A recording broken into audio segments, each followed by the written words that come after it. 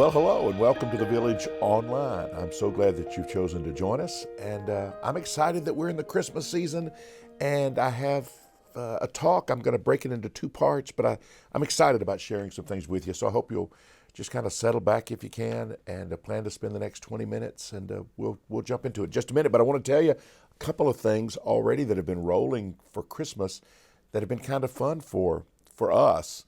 One, we did have a party and had lots of people from our neighborhood, and a lot of friends were able to come, and that was lovely. And Jane has the house beautifully decorated, so that was fun. And then this past week, my mother-in-law, who's 93 years old and is the most wonderful human maybe I have ever met in my life, she worked at Gulf Oil and she retired in 1986. And all of the people that they shut down the Georgia branch of whatever they were doing in 1985, 1986, and they always get together every month for a little luncheon. And this year for the Christmas luncheon, they asked me to share with them. And so I was so proud to be with my wife and to be with my mother-in-law and get to share the Christmas story and with some really sweet senior citizens. All of them, I think, are in their 80s.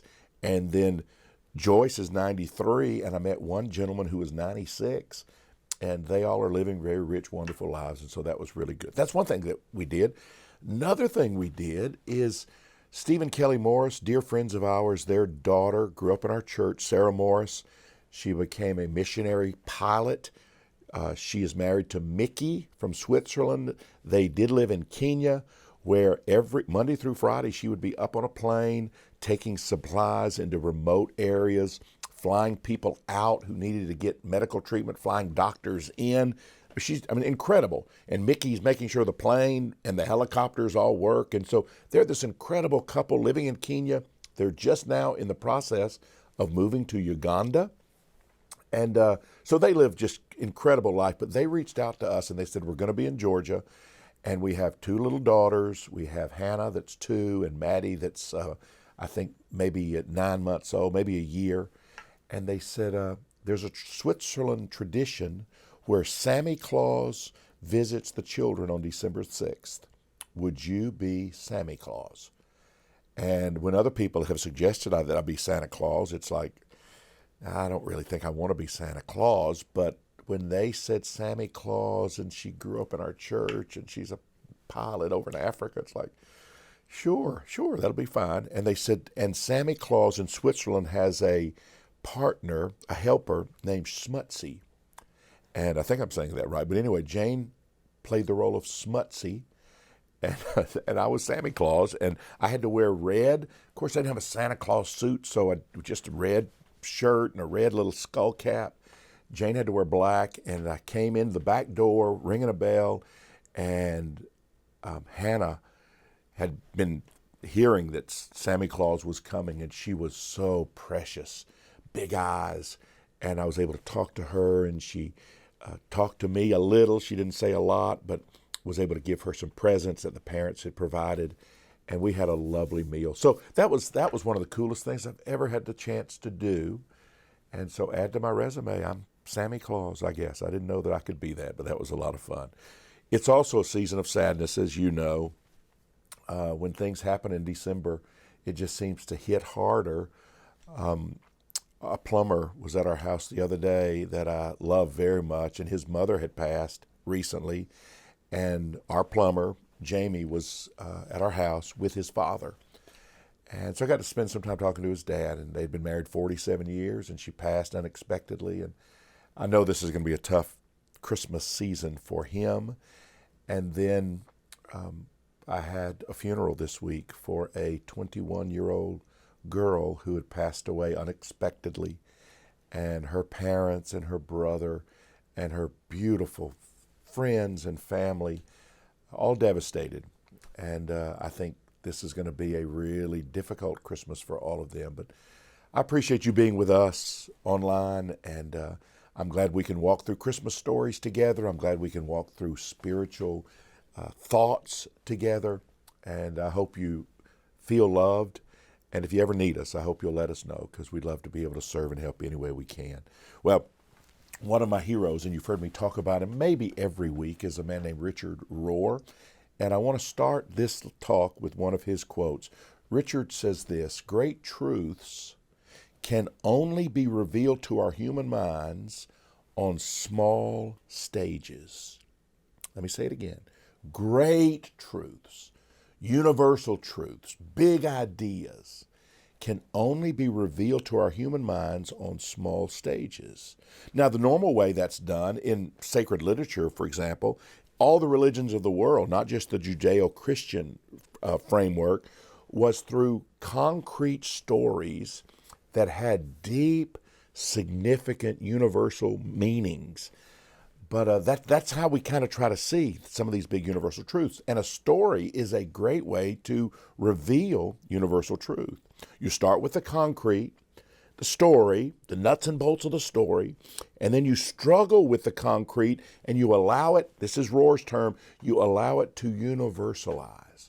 You allow it to become the big story in your mind. You get behind the little details to the bigger story and maybe what it's all trying to say. The problem, I think, with many people in fundamentalist religious camps, and let me say, I love everybody. I love people, and I love people who are fundamentalist.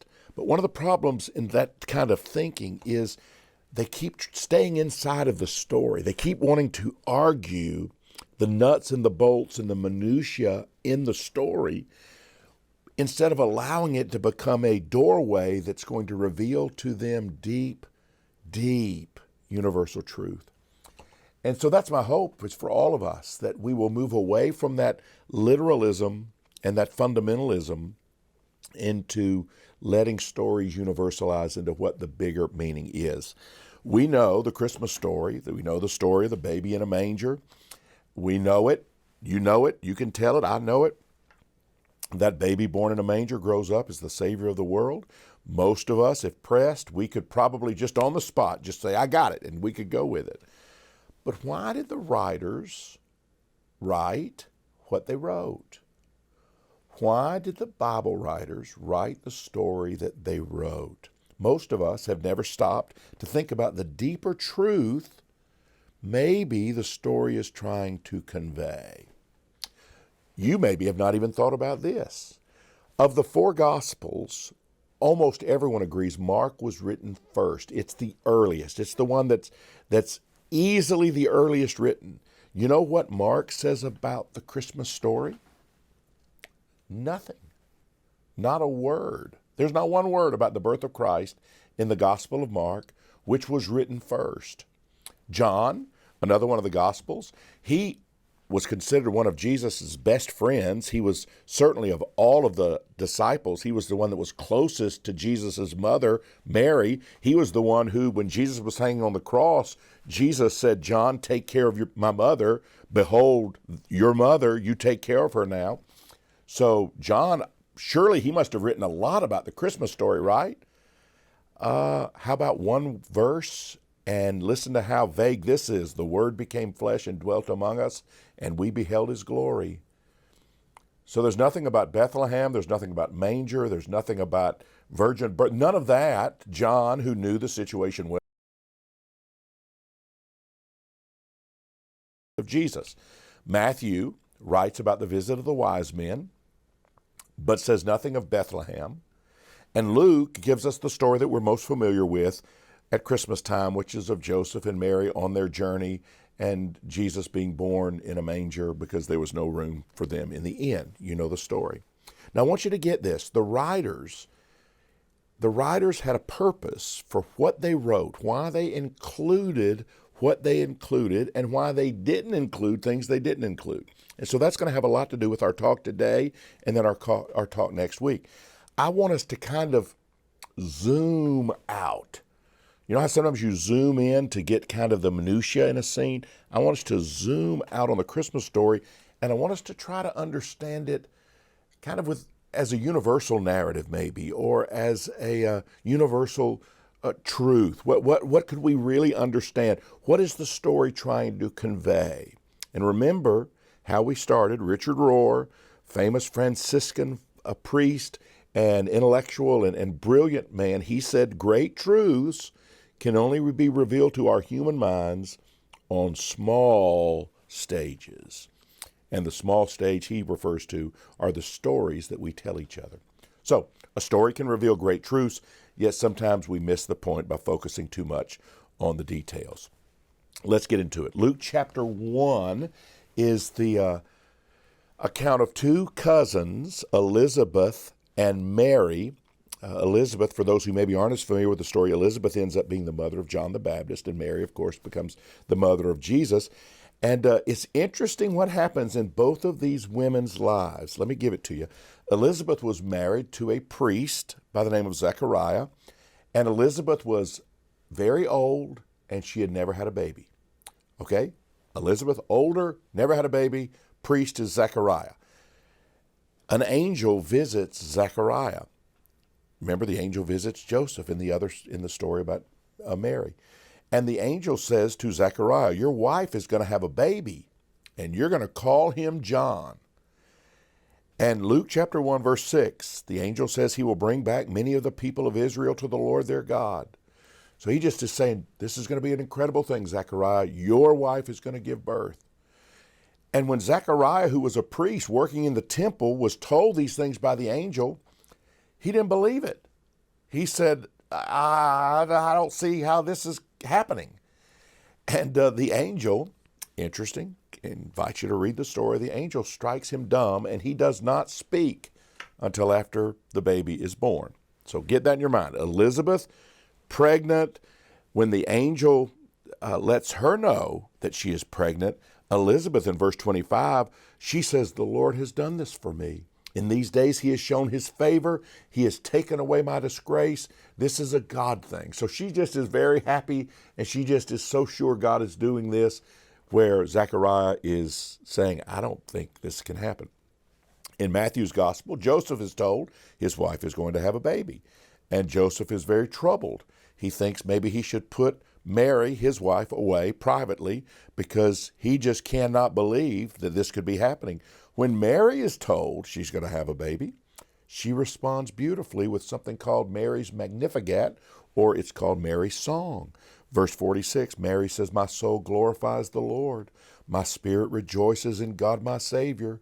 God has been mindful of the humble state of this servant. From now on, all generations will call me blessed. It just pours out, right? Just pours out of her. Beautiful, beautiful language. She's so ecstatic that God is using her. So let's zoom out. When we zoom out on the way the story begins, I see women, stay with me on this, I see women presented as wise, connected, spiritual, and a significant part of God's unveiling. Now, I want to ask you a serious question, and we talk about hard things, so brace yourself, right? What do you do with stories in the Bible where women are presented differently, where they're not presented in an honorable, beautiful way, but they're presented really as less than? The Old Testament, reflecting the social and cultural norms of the time, contained various passages that are quite obviously portraying women as subordinate, way less than men. The creation narrative, for example, do you remember what woman was made out of? She was made out of a small part of man. There's not equality in at least the way that story is presented. She is made out of a part of man, and that is all. You remember what Christians call the fall, when mankind eats of the forbidden fruit and sin enters the world, as the story is told traditionally. Do you know who's blamed for that? Who actually was the one tempted by the serpent?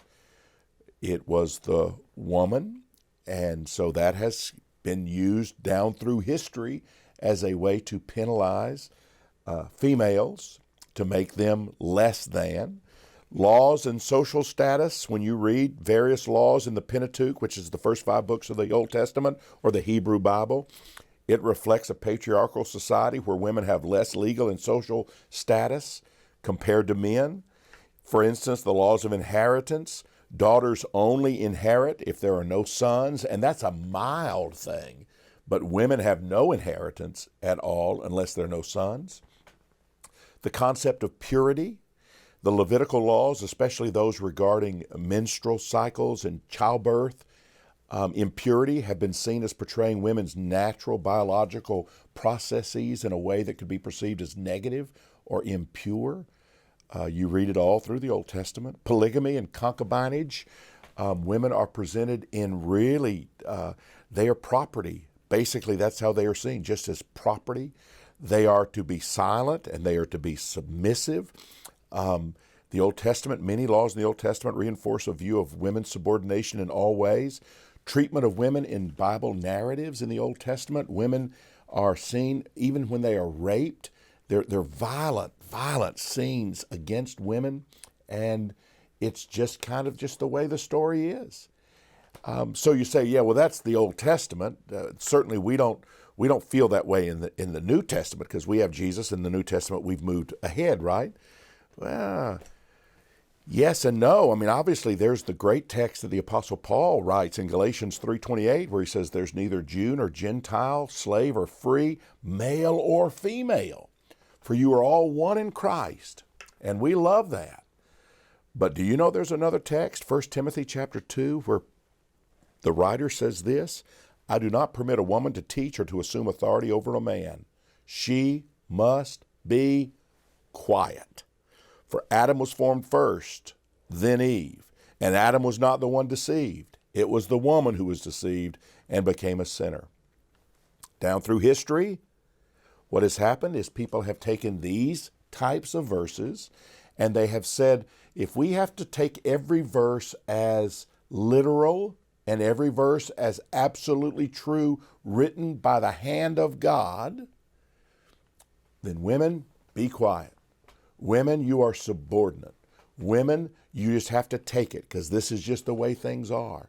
But that's not the way that we understand the Bible. We understand that the Bible is written by humans, written in periods of time where they are understanding things through certain limitations, and we understand the bigger truths, and then we let that be our guide. So if we see a story that elevates women and says women are equal in all ways, if we see another verse that says women are less than, we say, well, this one obviously trumps this story, obviously trumps this story. So I hope you understand that. We believe women are fully human, fully capable, fully equal, and we must go out of our way to say this because thousands of years, the exact opposite has been perpetrated on women with people saying, we've got our Bible verses. We've got our Bible verses. When I read the story in Luke chapter 1, Luke chapter 2, it is the women who are sensitive to God's message. It is the women who are open and who are being used. And it is the men who are kind of resistant. They're the ones who don't get it. And I think that's a great thing. Cole Arthur Riley is a writer, liturgist, speaker who focuses on the contemplative life. I love what he says. I take so much delight in the silence of the men in the Advent story. Zechariah can't speak. Joseph doesn't speak, while the words and emotions of Mary and Elizabeth take the rightful place.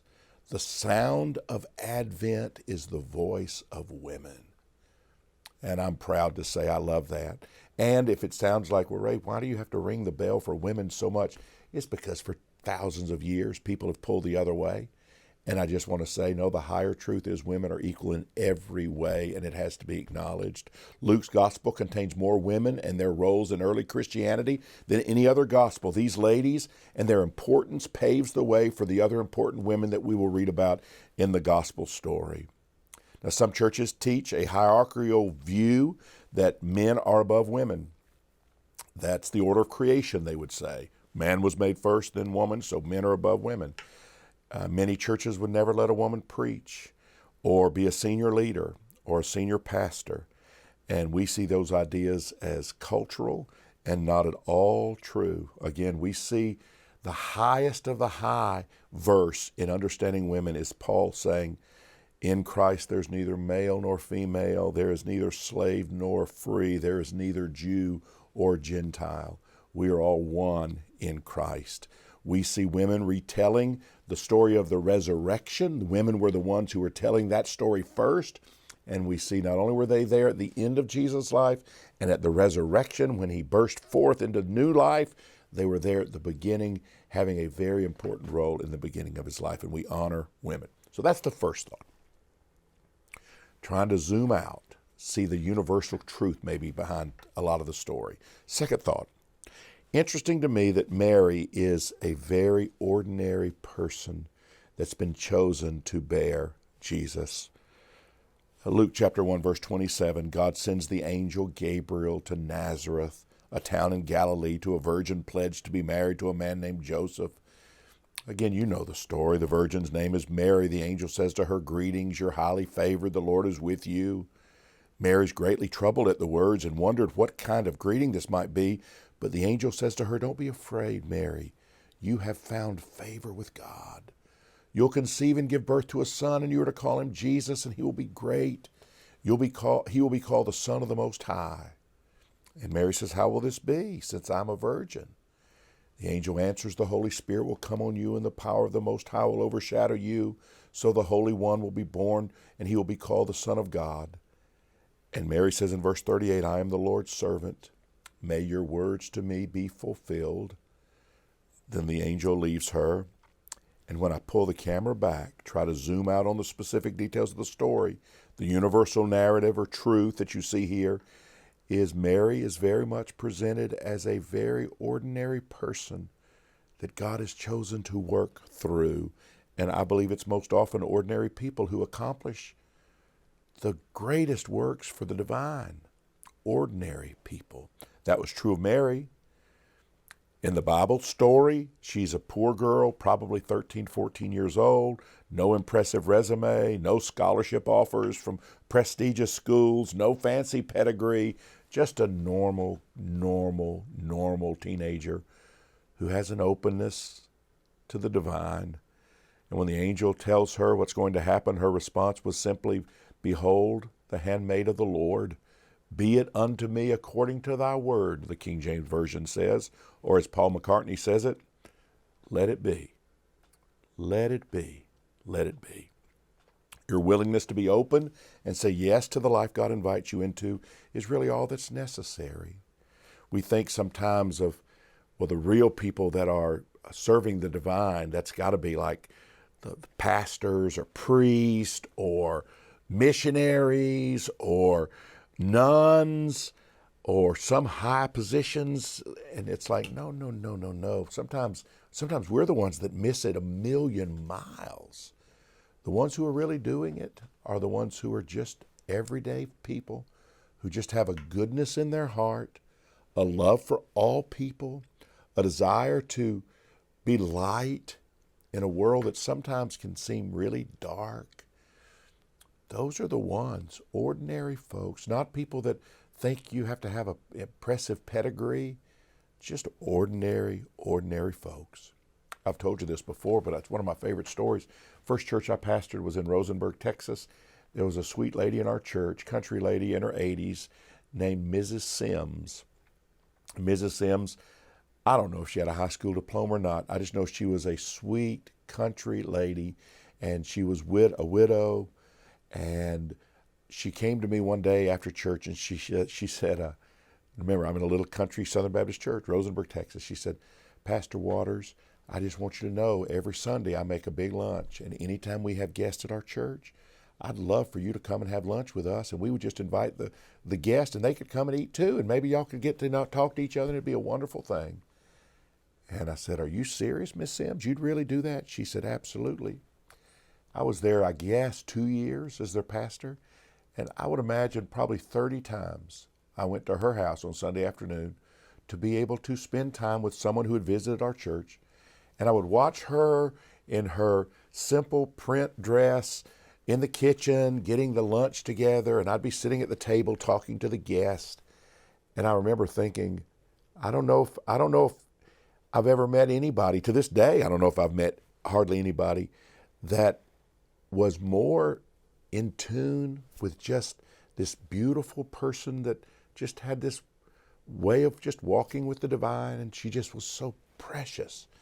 And I got to witness that. It was like the most amazing thing in the world. But she was ordinary. According to the world, she was very ordinary. But I think that's who the divine works through. Just ordinary us, ordinary you, ordinary me. I think that's a big deal. I think Miss Sims was saying, let it be. If God can use me, let it be, let it be. I say again, it's most often ordinary people who accomplish the work of the divine. There's something beautiful to me in the Christ child coming through an ordinary teenager. God's Son being born in a smelly stable. Jesus' first crib, a food trough for farm animals. The surroundings are not opulence, but they are rather the kind of things that you would see in a stable.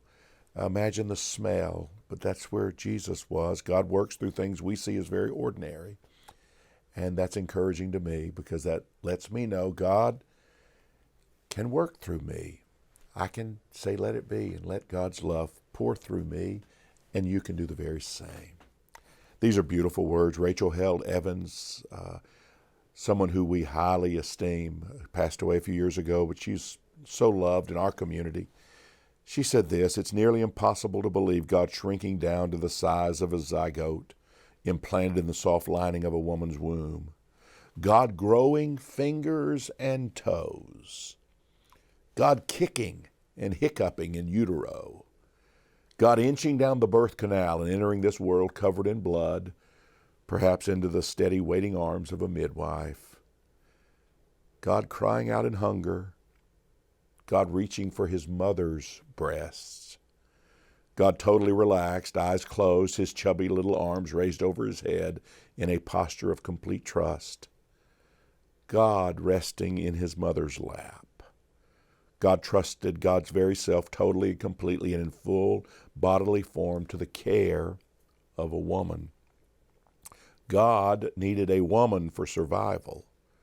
Before Jesus fed us with the bread and the wine, the body and the blood, Jesus himself needed to be fed by a woman. He needed a woman to say, this is my body given for you. To understand Mary's humanity and her central role in Jesus' story is to remind ourselves of the true miracle of the incarnation, and that is the core Christian conviction that God is with us. Plain, old, ordinary us. God is with us in our fears and in our pain, in our morning sickness and in our ear infections and in our refugee crises and in our endurance of empire, in smelly barns and unimpressive backwater towns, in the labor pains of a new mother and in the cries of a tiny infant. In all of these things, God is with us and God is for us. And that's just the beginnings of trying to take a big view by pulling back a little bit on the beginnings of the Christmas story. Let's pray. Oh God, in this season of joy and reflection, we thank you for the story of the birth of Jesus. We thank you for reminding us that you love and consider all humans equal. That it's not men high ups and women low downs. It's we're all people, and you live in us. We are in fact God incarnate, you in us. We are sons and daughters of God. Thank you for letting us see in the Christmas story and the resurrection story that women are front and center and equal and are never seen as less than. Thank you for also showing us the way ordinary things and ordinary people can become really important as we touch the world with divine light that comes through us. I pray for every person watching right now. I pray they would sense your spirit. And I pray this Christmas season we would all get a little sense of what it means to be truly the light of the world. And we thank you for that, and we pray this in Christ's name. Amen. There are 3 ways you can give to support the love-focused, culture-changing, ever-evolving, community-building, Jesus-inspired work of the Village Church. You can text the word GIVE to 404-998-8979. And you can give online at thevillageatlanta.com. Or you can send a check to the Village Church, 3418 Dogwood Drive, Hapeville, Georgia, 30354. Have a great week.